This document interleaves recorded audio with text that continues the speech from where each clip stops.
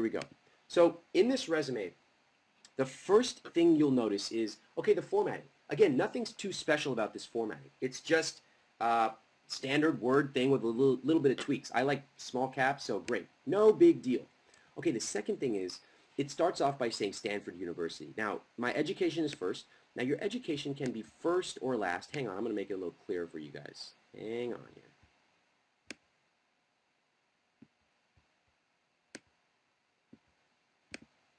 All right. Everybody good?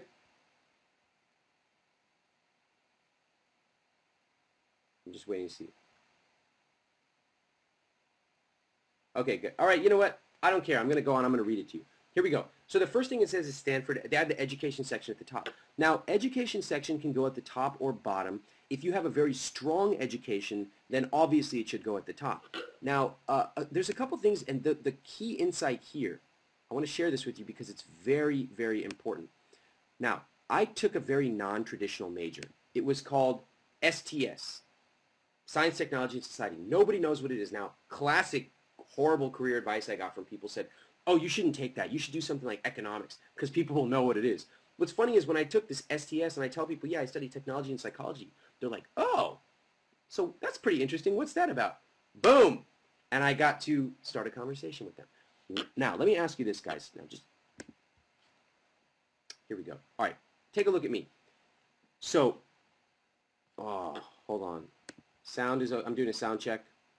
Sound check, 1, 2, 3. Can you guys hear me? Okay, good. Here's the deal. How many of you studied a major like econ, communications, political science, anything like that? When you put it on your resume, what is the thing that you put? You put XYZ University political science, right? Okay, listen closely because this is going to be a massive insight for you. Remember how I told you what my narrative was, right? Technology and psychology guy who knew about marketing. Watch what I did with my coursework. So I studied all kinds of super interesting stuff. And by the way, so did you. If you took econ, political science, whatever, watch what I did. Here we go. BA in Science, Technology, and Society, and a minor in Psychology. Look at this. Coursework included persuasion, entrepreneurship, computer science, human-computer interaction, research and design, psychology, and policy analysis of the impact of emerging technologies on society. What is the first thing you think when you read that?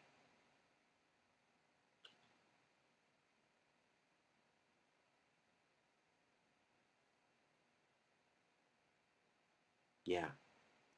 It sounds impressive and interesting. It's interesting.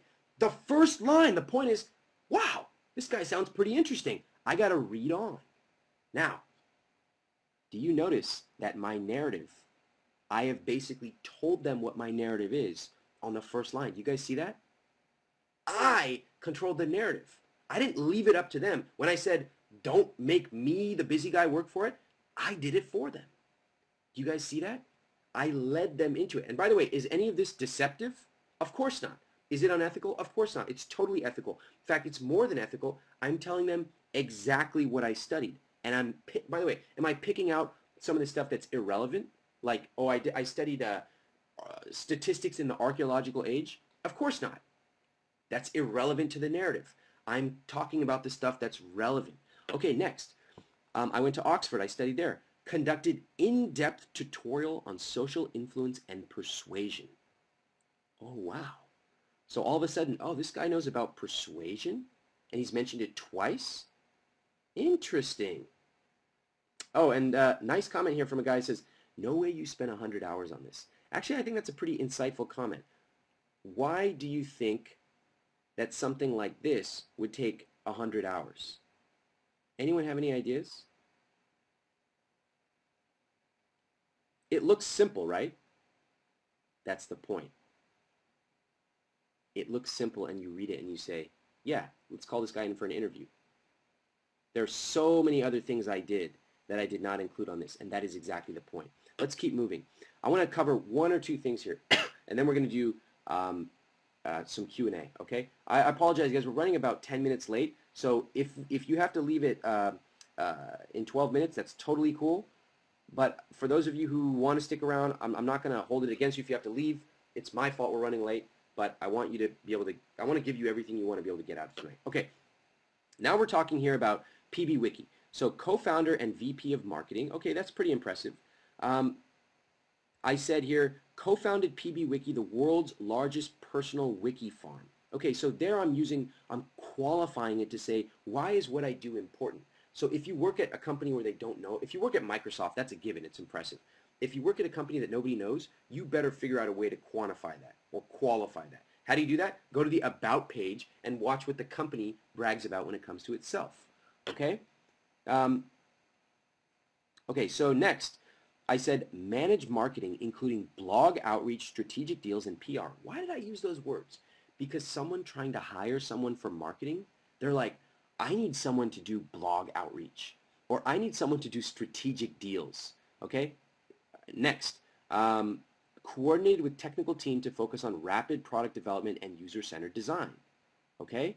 So the point here is a marketing person, what do they think? Get really deeply inside the heads of someone. What they think about marketing people is a lot of times marketing people are a little airy-fairy, and they don't have, they're like, oh, we should spend $6 billion doing this ad buy without ever understanding the technical side of the organization. Well, for technology companies, obviously I want to let them know, hey, I've worked with a lot of engineers, I know how they think, etc. Now let's move on to, oh, okay, here's one where I actually covered the results. Created marketing strategies to launch PBWiki to tens of thousands of users with viral growth. Does that sound like it would be impressive to a hiring manager? Of course. Next, let's talk about I Will Teach You to Be Rich, because I think this is a good insight. This is, remember, from years and years ago. This resume is from a while ago. So look at the difference in how I would represent it, right? Okay, iwillteachyoutoberich.com, founder, writer, and instructor. And this is what I wrote. Designed personal finance curriculum including banking, budgeting, saving, and investing.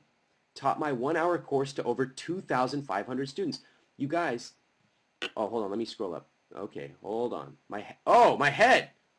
You guys, wait a minute. What would you rather look at? This or this? I'm just kidding. Okay. So look at this. It says, taught my 1-hour course to over 2,500 students. You guys, look at how many people are on this webcast. There's more people on this webcast right now than I had taught this entire curriculum to back then. So let's keep going, because I want to show you something. Remember, at this point when I'm talking about I Will Teach You, it wasn't that big of a thing. I had no book. It was just a website, right?